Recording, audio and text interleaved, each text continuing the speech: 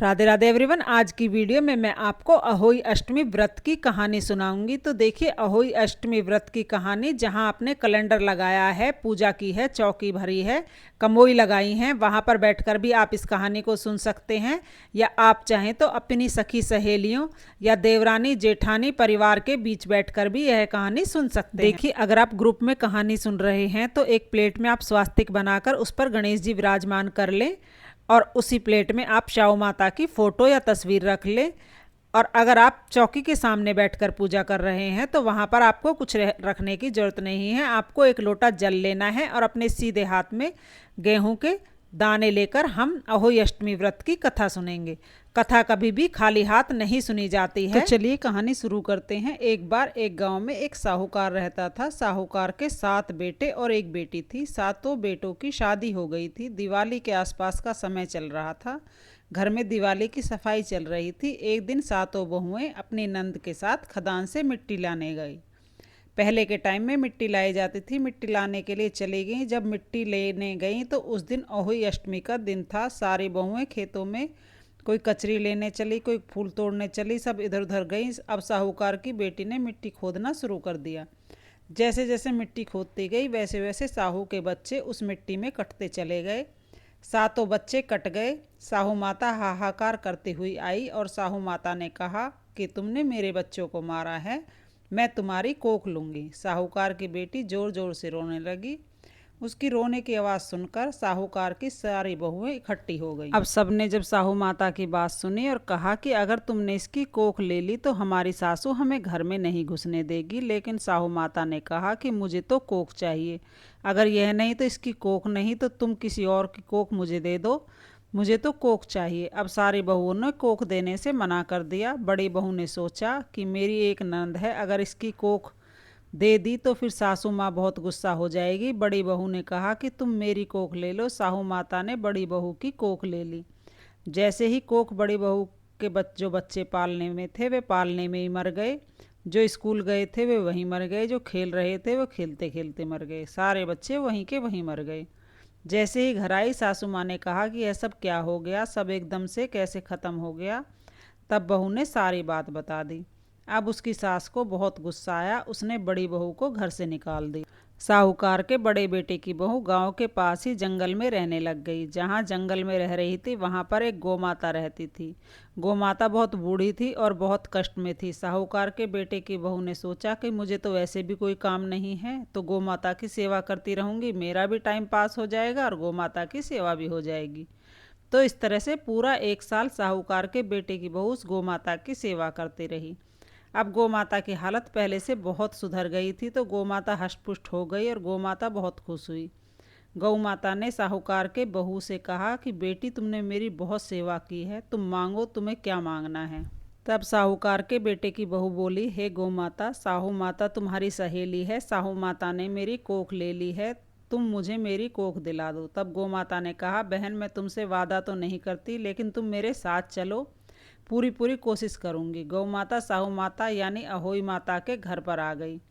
गौ माता को देखते हुए अहोई माता बहुत खुश हुई। बोली, सहेली, आज तो बहुत दिनों बाद आई हो, कैसे दर्शन दिए। तब गौ माता बोली कि आज मैं तुमसे कुछ मांगने आई हूँ, तुम पहले वचन भरो कि मैं जो भी मांगूंगी तुम मुझे दे दोगी। तब अहोई माता बोली कि इसमें भी कोई पूछने वाली बात है। 1 वचन, 2 वचन, तीसरे वचन में ऊकूं तो खड़ी नरक में सूखूं। इस बात से वचन भर लिया। तब गौ माता बोली कि बहन, तुमने इस बहू की कोख ले ली है, अगर तुम मेरी सहेली हो तो इसकी कोख वापस कर दो। इस बहू ने मेरी बहुत सेवा की है, तुमने इसकी कोख वापस करनी ही पड़ेगी तुम्हें। तब अहोई माता बोली कि बहन, तूने तो मुझे ठग लिया। इसकी नंद ने मेरे सारे बच्चों को काट दिया था, इसलिए मैंने इसकी कोख ले ली थी, और तूने तो मुझे ठग लिया। गौ माता बोली, बहन, चाहे कुछ भी समझो, लेकिन इसकी कोख वापस दे दो। अहोई माता ने अपनी छीटी उंगली से छींटे लगाए और साहूकार के बेटे की बहू की कोख वापस कर दी।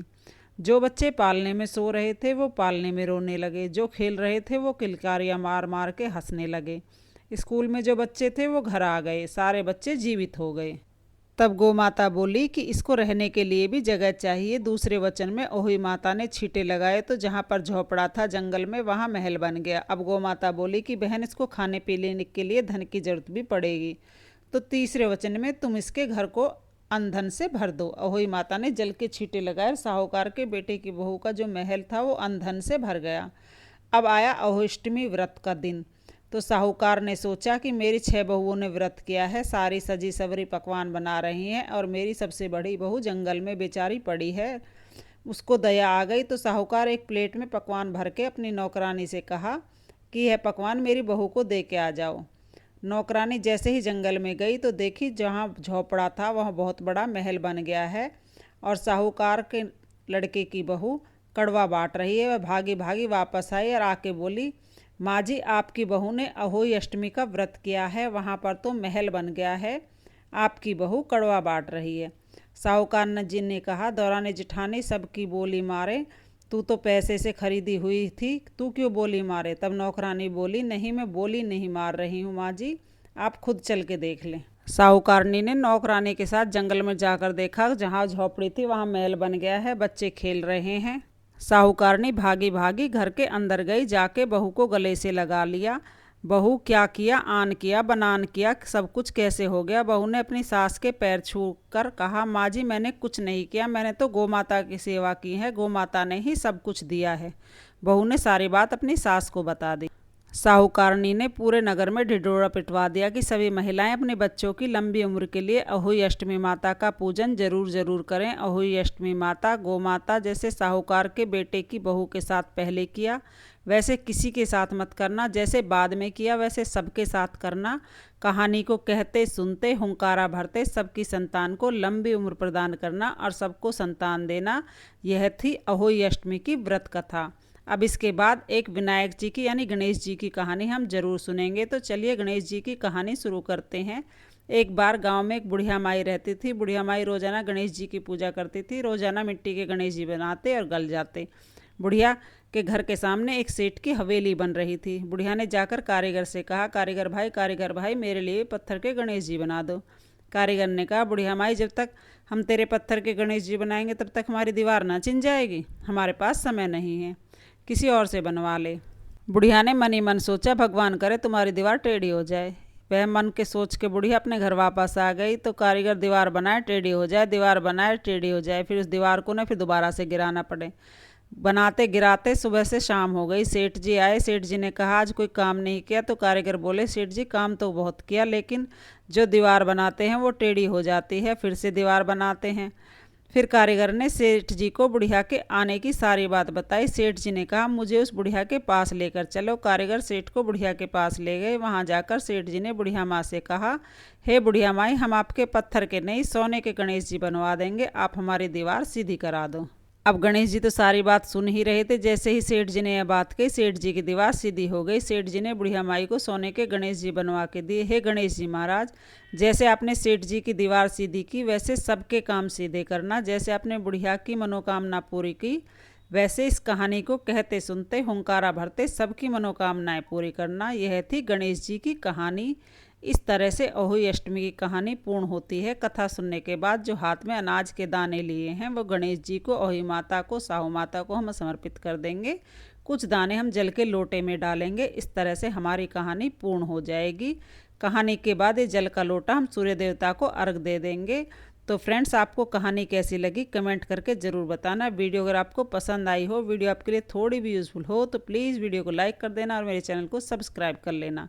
मिलते हैं अगले वीडियो में, तब तक के लिए अहोई अष्टमी माता की जय। राधे राधे।